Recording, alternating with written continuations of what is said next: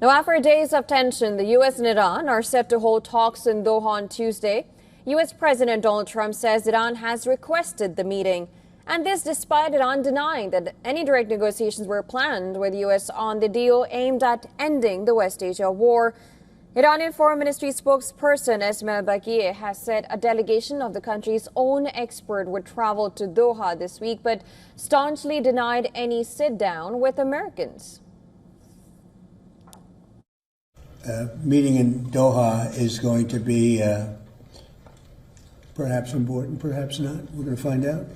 But we're winning militarily. It's almost won militarily, I would say. And it's really very simple. It's the denuclearization of Iran. We don't want them to have a nuclear weapon, and they're not going to have a nuclear weapon. And they've agreed to that, in all fairness. Iranian President Masoud Pezeshkian signaled that Tehran remains open to implementing its recently signed Memorandum of Understanding with Washington. In a post on X, he, however, stressed that U.S. must honor its commitments if it expects Iran to do the same.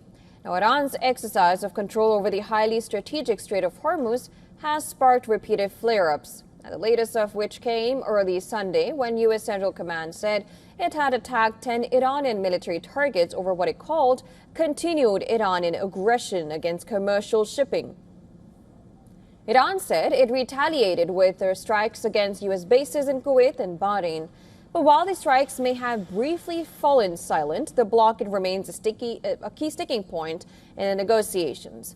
The strait comprises Omani and Iranian territorial waters, but under international law, the two cannot generally block passage or charge tolls.